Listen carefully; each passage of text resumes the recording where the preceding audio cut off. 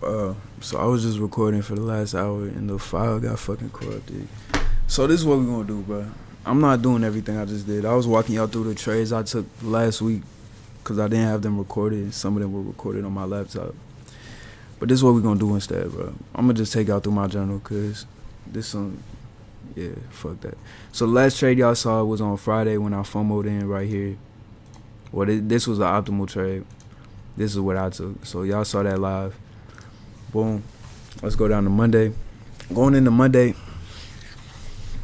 at the open, we came down and manipulated this low. We pushed up, held this level that wasn't really valid. I don't even know why I had that level marked out. Like, I looked back in the charts, I couldn't figure out why, but this was supposedly a PXL level. It really wasn't, though. We ended up displacing lower and pushing down. So during this displacement leg, I wanted to see a rebalance and more displacement to continue lower to this drawn liquidity. The thing is, we had a drawn liquidity right here at 681.25 that I didn't see until after I got into the trade. So really right here, I should have went break even, which sounds crazy, but I should have went break even right here because I didn't even map this shit out. I got in right before it swept that low. So once we swept this low and we started to accumulate, I realized, yeah, this definitely ain't worth it. I shouldn't have got in this low. Really should have waited for a better rebalance candle as well. And ultimately, I should have seen that this was the drawn liquidity. So we started to chop around. I decided to get out right here once we started to break above these highs. So that was the first trade. Again, my main mistake was not realizing we had a level right here. Should have closed it as soon as it got swept, or at least went break even, but that shit was ass. This was the true setup for Monday, right? We took out that drawn liquidity. We start to chop around. We come down, internally manipulate. We get displacement higher, or rebalance, and more displacement. Now, once we start to displace above this candle, you can get in and target CE of this range, of this gap, I'm sorry. You could have targeted the whole thing. Like, that would have made sense to me, but it would have been risky. And you would have had to go break even once we got into this gap. And that shit would have smacked you out. So that was the true setup.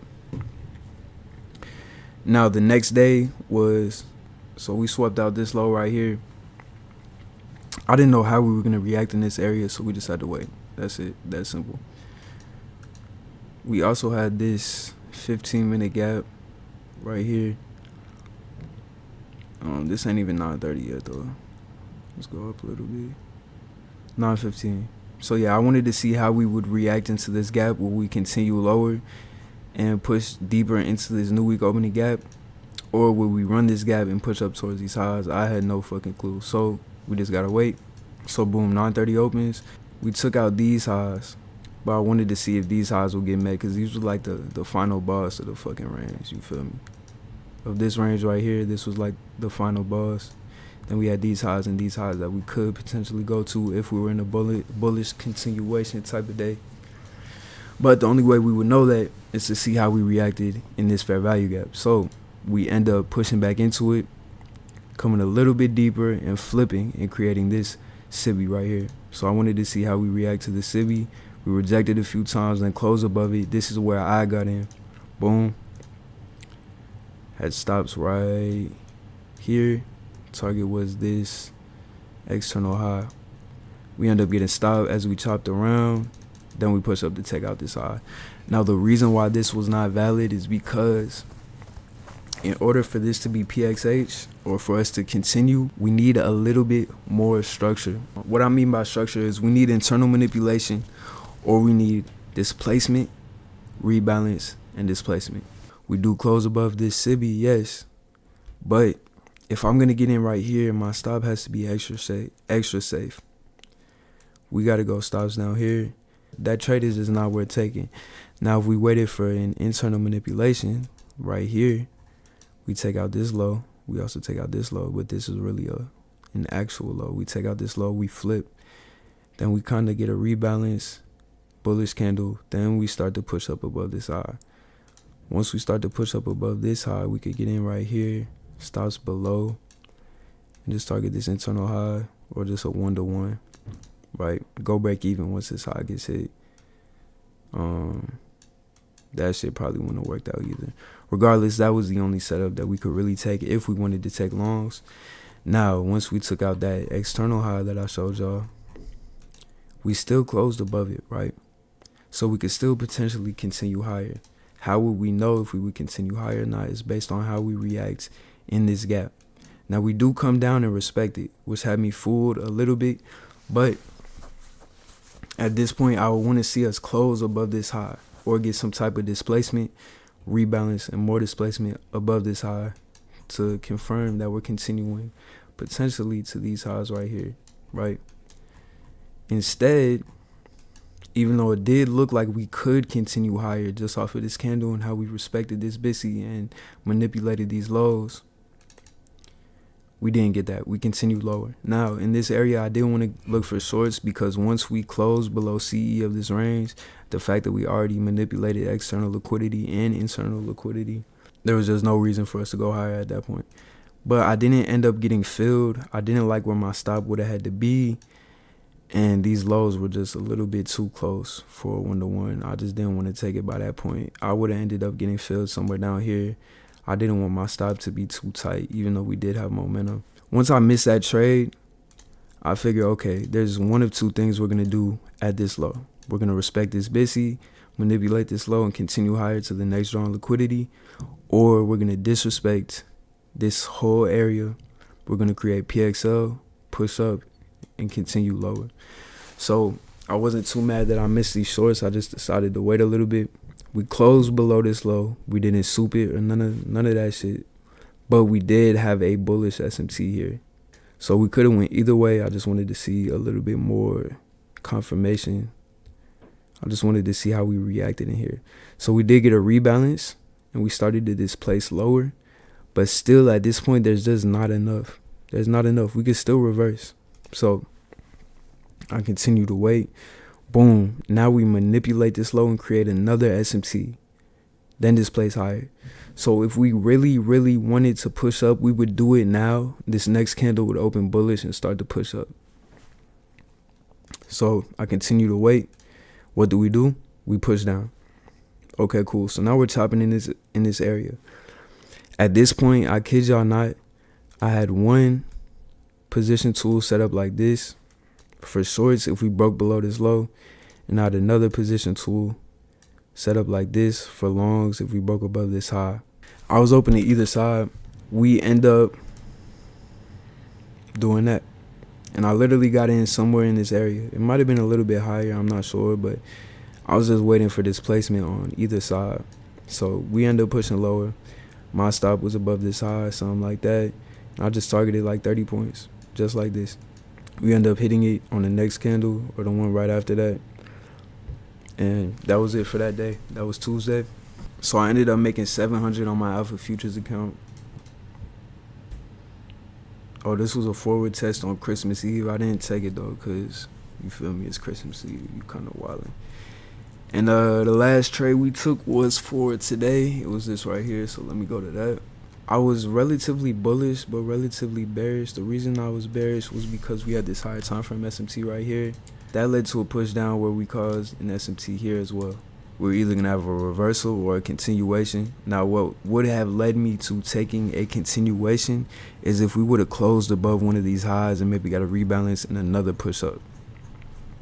That's not what ended up happening. We ended up coming up, manipulating this high, rebalancing, manipulating this high, rebalancing, manipulating this high. This is terrible conditions, honestly.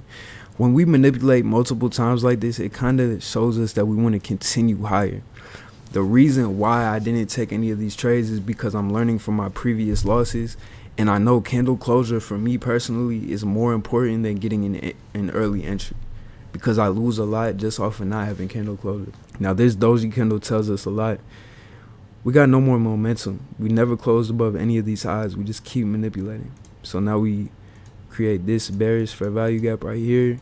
The next candle displaces lower. We close below this. Now this would have been a valid entry, but for me the conditions weren't good enough, and I just was not confident in that. So I needed a little bit more. We end up rebalancing higher, and then we push lower. Now I did not get in until we close below this swing low, because now it's kind of confirming that we're switching to a bearish leg, a bearish momentum move. So at this point, this is where I got in, somewhere in this area. After the closure, stop was above that high. This was my main target, but I didn't like the conditions, so I really just lowered it a little bit. Ended up taking something like this, and this hit in 1 candle, 2 candles, something like that. Yeah, so boom. And we actually ended up running all the way to this internal low down here. This is the stats for the week, because I just got this account. Up 1,300. Honestly, man, the trades I took on Monday and Tuesday,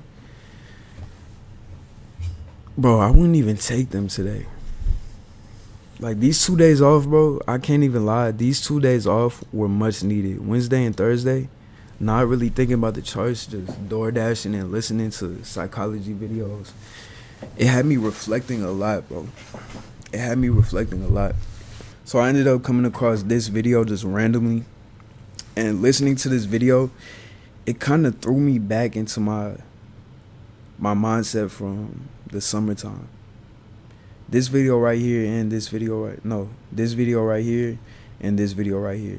He was just talking about following your rules and probability and having an edge, you know, basic shit. But for some reason, I resonated with it so well that it reminded me of how I was thinking when I actually made money in the summertime. When I was actually following my system, I didn't care about wins or losses. I didn't have FOMO because I only wanted to trade my system specifically.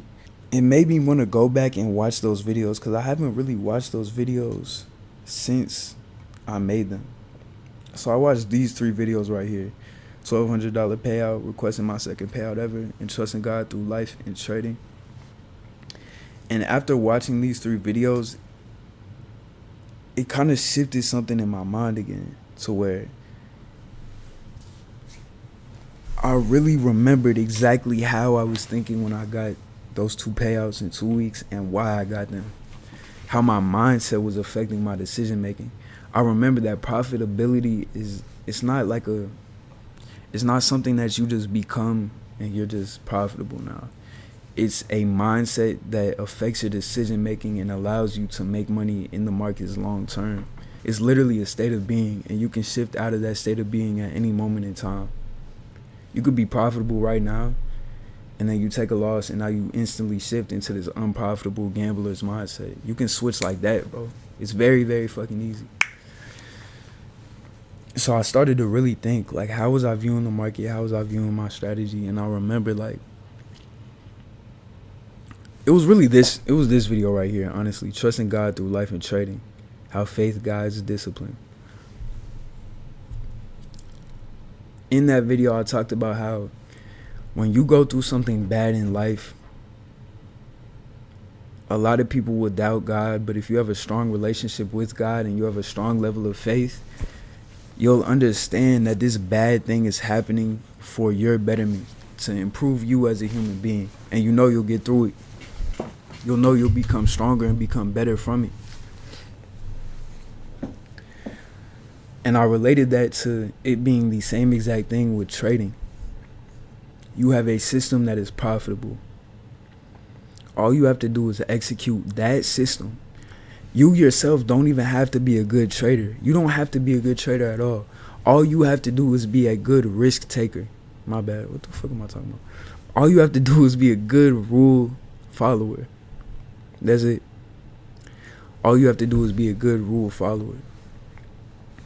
Can you follow the system which is profitable in the market? The system which has an edge over the market over an extended period of time. That's all you have to do.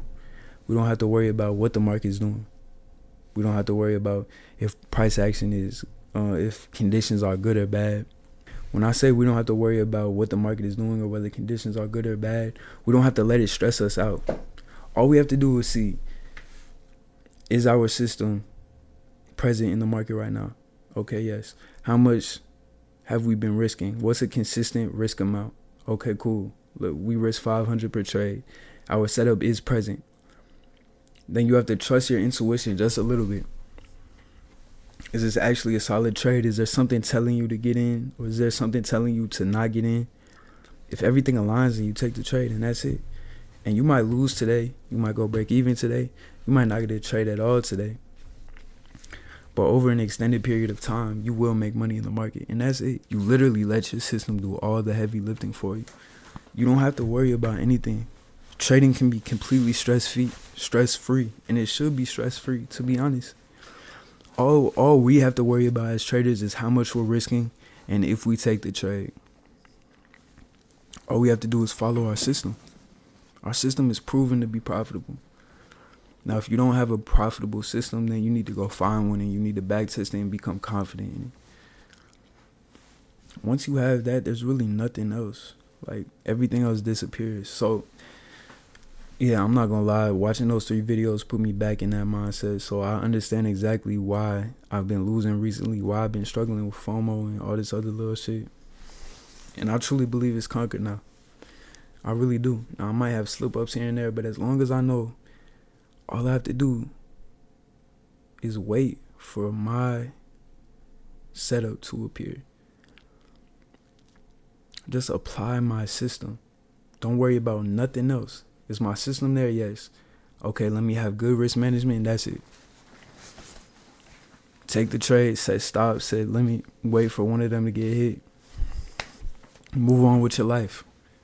Do that for a month straight. Don't overtrade, don't revenge trade, don't over leverage, and you will come out with some payouts, bro. It's that fucking simple. So that's really all I got for y'all. I grew a lot this week, I'm not gonna lie. And I'm really excited for 2026, man. I'm gonna catch y'all.